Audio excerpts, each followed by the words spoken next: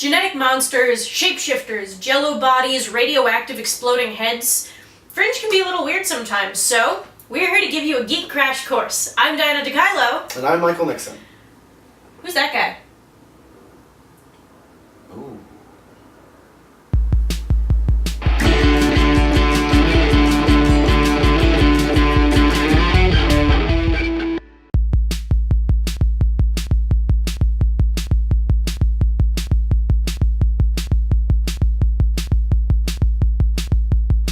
The Fringe division of the FBI investigates instances of fringe science. The term fringe science refers to telekinesis, time travel, teleportation. Basically, it's a catch-all term for the strange and bizarre. Olivia Dunham is the main character, and she investigates a series of occurrences that are part of the pattern. Dr. Walter Bishop is an expert former fringe science researcher and former mental institution patient. He calls the death of a former lab assistant. Peter Bishop is Walter's estranged son, jack of all trades, certified genius with wasted potential, always knows a guy when something shady needs to be done, and is the one to retrieve Walter from the sanitarium. Massive Dynamic, while not technically a character, is an important force in the world of Fringe. It's this huge, mysterious, might-be-evil corporation that seems to be behind a lot of the technology and the things that happen in the show. Other characters include Broyles, Olivia's boss, who doesn't initially like her, but becomes very protective as the seasons go on. Astrid Farnsworth is an up-and-comer at the FBI and ends up being Walter's new lab assistant. Nina Sharp is the assistant to the head of Massive Dynamic, who we'll talk about in a second. She's calculating, cold, and has a robot arm. William Bell is the founder of Massive Dynamic and is Walter Bishop's former partner. It takes us an entire season to finally meet him under very strange circumstances, even in the world of Fringe. Here's where it gets weird. The strange events of Season 1, called The Pattern, kind of directly relate to a lot of Walter and William Bell's research from the past. What we don't know right away is that Walter himself is responsible for creating the pattern when he crossed over to an alternate universe in the 1980s. Walter crossed over into the alternate universe to take his alternate son back into our universe. So technically, the Peter that we've known the whole time is alternate Peter, and real Peter from this universe is dead, while the alternate universe doesn't have a Peter at all. As the series continues, we find out that Walter crossing over damaged the alternate universe. His alternate, called Walternate, believes the two worlds are at war because of this crossing over. This war becomes the central point of Season 3. Olivia Dunham's boyfriend, John Scott, disappears/dies in the first season. Actors Anna Torv and Mark Valley, however, stayed on the same network, with Valley moving to Human Target. Actors Anna Torv and Mark Valley were also briefly married for a year after Season 1. So this is your need to know about Fringe. First up are the observers. They're creepy bald guys that observe.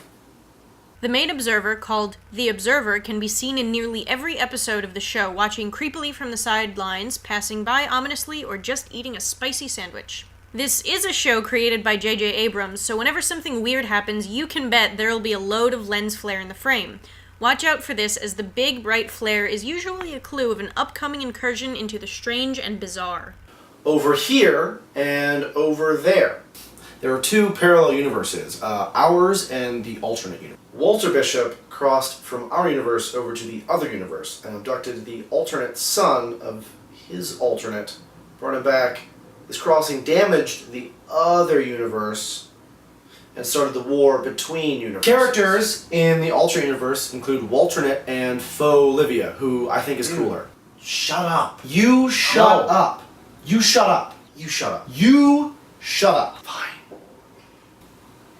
Olivia is important. She was actually a subject in Walter and William Bell's experiments when she was younger. Olivia was exposed to a chemical called cortexiphan that seems to have given her special abilities, including, but not limited to, photographic memory, telekinesis, the power to cross universes safely, the power to detect objects or people from the other universe, and the power to control the Doomsday Machine. Doomsday Machine, you ask? Oh yeah. Doomsday Machine. The key piece of Season 3 is the discovery and assembly of an interdimensional Doomsday Machine, powered and controlled by Peter, and placed in pieces by the so-called First People, an ancient and highly advanced civilization that came before us. Who the First People are is also one of the strange reveals of Season 3, and the Doomsday Machine is just one of the stranger elements brought into play. The ending of each act displays a strange symbol, or glyph. The end of act glyphs combine to form a word. For example, the pilot's glyphs spell Olivia.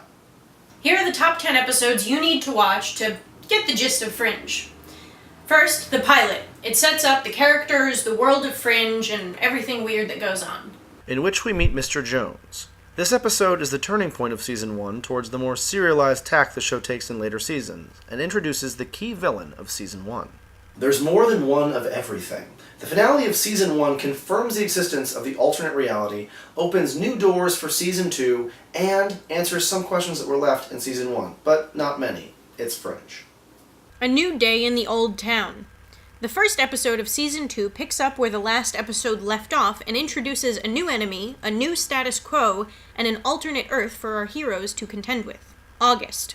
This episode delves deeper into the world of the Observers, centering around an observer who goes rogue and starts to interfere with the world around him. The new insights gleamed about the mysterious bald men in suits only add to the complexity of the show, but are a welcome addition to the growing mythology. Peter. Over the course of the series, a majority of the questions raised have to do with the parallel universes and their relation to Peter and Walter. This episode takes us back to 1985 and answers those questions while bringing up new ones. White Tulip. While many episodes in the Fringe series are Monster of the Week stories, few of those episodes compare to this fantastic episode featuring Peter Weller as a despondent scientist trying to see his dead wife once again. Over Here and Over There. The two-part second season finale takes our heroes to the parallel universe and brings in many characters and plot elements that are also critical to the series, including a larger role for the alternate Walter and Olivia. Entrada. This episode wraps up the story of Olivia and faux Olivia living in alternate universes from themselves.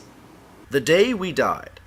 The most recent finale deals with the ramifications of the Doomsday Machine and Peter's ability to control it, flinging him into the future to see the possible ramifications of the war between the parallel Earths. This episode handles the future setting better than many shows, but ends with less of a cliffhanger and more of a head-scratcher.